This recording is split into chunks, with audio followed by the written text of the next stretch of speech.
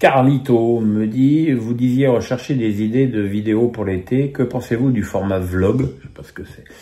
Vous pourriez nous emmener dans votre quotidien et nous montrer par exemple l'état d'avancement du chantier de votre future maison, vos déjeuners dominicaux chez Gabriel, la préparation de l'activité traiteur de Mélissa, etc. Oui, en fait, tu veux que je devienne Kim Kardashian et que je fasse une télé-réalité avec ma vie. Non, je pense déjà que ça n'a aucun intérêt. Je pense aussi que j'ai aussi envie de me préserver un petit peu aussi. Je montre ce que j'ai bien envie de montrer. Bon, là, ce que vous voyez derrière moi, de toute façon, c'est pas chez moi. Hein. Donc, évidemment, quand je ferai mes vidéos dans ma nouvelle maison, ce sera chez moi. Et à ce moment-là, vous verrez effectivement mon intérieur. Surtout que peut-être que je serai amené à changer de place pour mes vidéos dans ma future maison. À manger ce que je veux. Bon, il y a Insta, hein, il m'arrive de poster des choses sur Insta, donc ceux qui veulent me suivre, Ménès-du-bas, Pierre, sur Insta, bah, vous pouvez voir peut-être des choses plus de ma vie privée. Quant à la préparation de l'activité traiteur de Mélissa, il y aura effectivement un Insta dédié à ça qui s'appellera Madame Mel, comme le nom de la future société de ma chère épouse. Jean-David Bedel me dit, un magnifique arrière-plan derrière toi sur ton poste, vas-tu souvent à la plage? Es-tu du genre à pouvoir faire la crêpe au soleil pendant des heures? Non. D'abord parce que je m'ennuie profondément, et puis surtout parce que j'ai pas le droit de prendre le soleil. Comme tous les greffés et tous les gens qui prennent des anti-rejets, le soleil peut me provoquer des cancers de la peau. J'en ai d'ailleurs eu un qui a été opéré en septembre de l'année dernière. Là, vous voyez, là, je sais pas si vous le voyez, mais là, j'ai une cicatrice, là, et j'avais un cancer, enfin, un bouton qui était cancéreux. Donc, je dois faire attention avec le soleil. Gérard Alric me dit, Luis Enrique a dit que l'année prochaine, le championnat serait plus serré. Penses-tu que c'est possible ou que c'est vraiment de la com? Bah, c'est-à-dire, t'es champion avec 19 points d'avance. Si t'es champion avec 10 points d'avance, le championnat sera plus serré. Ça dépend comment tu te places pour analyser ce genre de déclaration. Tu peux supposer effectivement que l'écart sera plus faible la saison prochaine, mais je pense que le PSG sera toujours largement au-dessus. Je pense aussi que les détracteurs du PSG sont là, mais qu'on s'est aperçu finalement qu'il y a eu un suspense fou et des rebondissements fous jusqu'à regarder le maintien du Havre à la dernière minute des arrêts de jeu à Strasbourg. Les équipes européennes, ça s'est changé à la dernière minute. Donc du suspense, il y en a eu. Il n'y en a pas eu effectivement pour la tête du championnat, ni pour la queue avec Montpellier, mais sinon, il y a eu beaucoup de suspense. François Bréhin me dit, combien de temps prends-tu à réaliser un face à Pierrot de la lecture des questions jusqu'à la fin du tournage de tes réponses? En général, je commence à 8h30 en lisant les questions et je finis, bah là, vous voyez, je suis un petit peu sur la fin, il est presque midi, voilà, ça me prend, disons, la matinée. 120 mégots. Malgré les appels à la démission venant de toutes parts, Vincent Labrune n'a pas quitté son poste à la tête de la Ligue. Pourtant, il accueillerait positivement la réforme de la gouvernance du foot pro, alors qu'elle lui coûterait le poste en question. Pourquoi ce revirement? Est-ce que parce que la réforme lui permettrait de quitter son poste sans perdre la face? Oui, je pense que c'est un peu ça, ouais, effectivement. Je pense que l'ego de Vincent Labrune... et le fait qu'il y ait cette reprise en main de la Fédé sur la Ligue peut permettre à Vincent Labrune de quitter la scène, la tête haute, en disant « je pars pour le bien du football français ». Et ouais, ça reste, comme beaucoup de choses qui viennent de Labrune, du flan et du cirque. Moi, je pense que s'il est plus là, je dirais bon débarras, mais faut faire attention, c'est pas parce que Labrune ne sera plus là que tout va d'un seul coup se métamorphoser dans le bon sens. Maxence Siro me dit, qu'as-tu pensé du maintien du HAC? Je trouve ça fort de l'avoir fait, c'est effectif, un grand bravo à Digard et Bonne-Mère. Ben, comme je l'ai souvent dit, les matchs allés du Havre étaient catastrophiques. C'était probablement, pour moi, l'équipe la plus faible de Ligue 1, plus faible que Montpellier. Ils ont vraiment fait un bon recrutement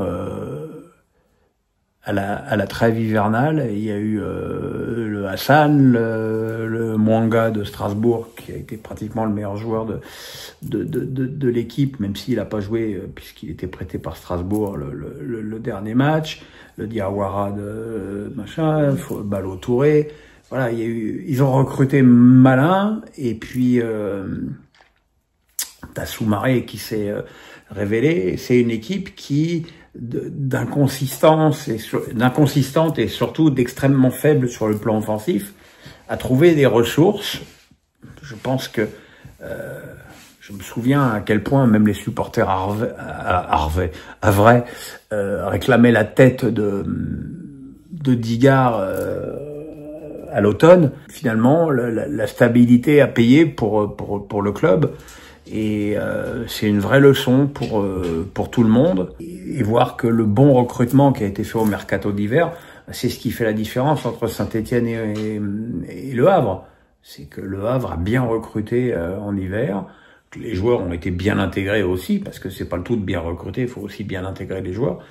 Et voilà. Et bravo à eux. Et avec des moyens financiers aussi faibles comme Angers, bah ça prouve que tu peux aussi faire ça.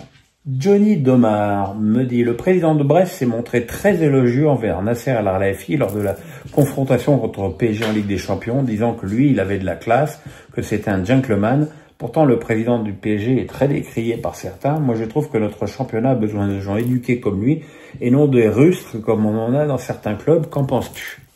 Je pense que cette saison, cogner sur Nasser El Khelaifi et lui faire porter tous les malheurs du football français, et surtout celui des droits TV, est devenu une forme de norme. Je pense que c'est très exagéré.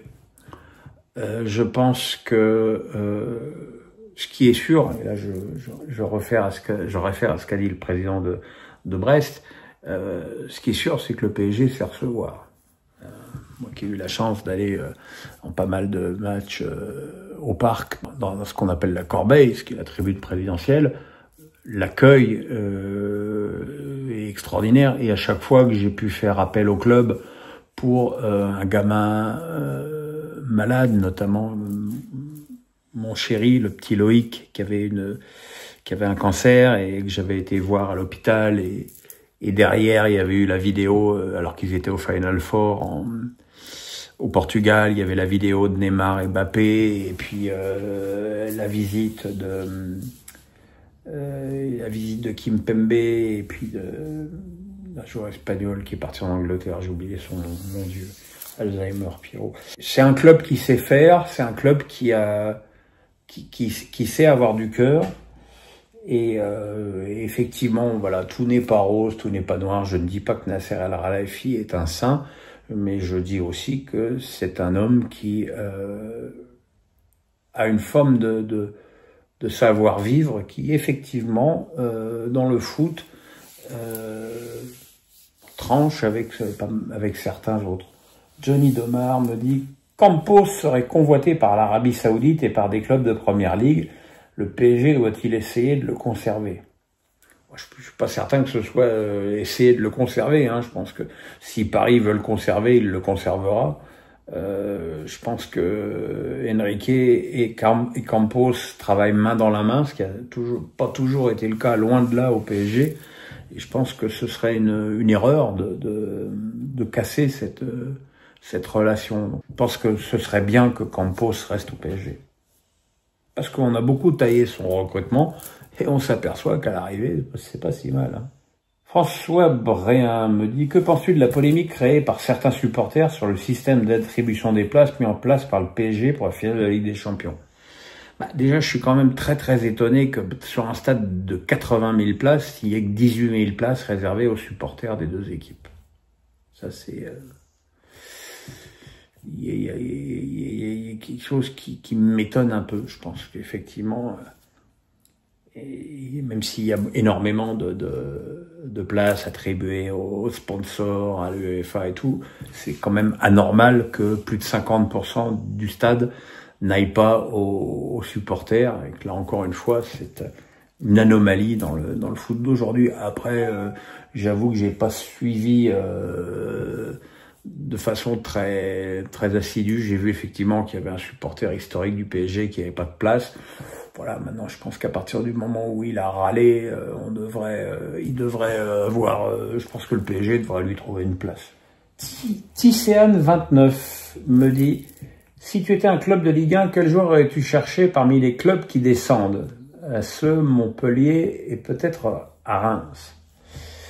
À Saint-Étienne, je prendrais Stassin, qui me paraît avoir un potentiel intéressant. À Montpellier, je prendrais Omeragic, le défenseur, qui me paraît être solide. Et à Reims, je prendrais Atangana, le milieu de terrain qui me paraît avoir un potentiel très intéressant. Vix29 me dit: le Stade brestois a fait rêver un moment, mais ils finissent 9e, pas assez pour l'Europe et surtout avec quelques valises dans les dents, PSG, Nice. Est-ce le plafond de verre pour un club comme Brest ou bien le club peut viser les places européennes chaque saison? La magie Eric Roy va-t-elle continuer? Déjà, la magie Eric Roy, elle va continuer puisqu'il a indiqué qu'il allait prolonger de 2 ans son contrat. Donc j'imagine qu'il a dû avoir des garanties sportives. Dans le même temps, il dit que sans la Ligue des Champions, le club sera en grande difficulté financière. Ça veut dire que voilà, la manne financière de l'argent qui tombe de la Ligue des Champions va leur permettre d'être dans un certain confort pendant peut-être 2-3 saisons, mais que derrière le problème, voilà, ce qu'il va falloir, c'est que le club continue à recruter toujours aussi malin. Le problème, c'est que là, ils perdent Bizot et Camara, qui sont des joueurs extrêmement importants de l'effectif. Donc, faire de Brest un candidat pour l'Europe la saison prochaine, tu peux prendre le problème comme tu veux. T'as Paris, Marseille, Lyon, Rennes qui va revenir. Lille, Strasbourg, Nice, voilà, t'as déjà 7 équipes, je sais pas si j'ai dit Rennes, mais voilà, t'as déjà 7 équipes qui me paraissent supérieures en moyen à Brest. Il faudra voir la place du PFC dans ce concert-là aussi la saison prochaine. Donc je pense que ce sera très difficile pour Brest de prétendre aux places européennes et que ce sera plutôt déjà un club qui devra chercher une place dans le milieu de tableau, et que ce serait déjà en soi une performance. Après, quand Brest aura son nouveau stade, il y aura certainement des revenus financiers plus importantes avec ce nouveau stade et on verra effectivement à ce moment-là si le club peut viser un petit peu plus haut, mais bon, c'est le lot malheureusement des clubs indépendants aujourd'hui en France, et que c'est très compliqué d'aller plus loin quand tu as des moyens financiers qui sont extrêmement limités. Voilà mes amis, c'est tout pour ce Face à Pierrot. On se retrouve mercredi pour mon équipe B du championnat. Je peux vous dire que j'ai mis du temps à y faire ces équipes, qu'il y a des mecs qui sont rentrés, qui sont sortis, des mecs qui sont montés, qui sont descendus. Voilà, j'ai fait ça avec, ça m'a beaucoup amusé, plus que certaines années d'ailleurs, j'avoue. On verra si mon équipe A, il y a 10 joueurs du PSG comme l'équipe des trophées UNFP. Je tease, je fais du teasing. Voilà, et puis jeudi mon équipe A, et puis samedi la finale de la Coupe de France. Voilà, portez-vous bien, bonne journée, bisous, le pouce, la cloche, on s'abonne, bye bye.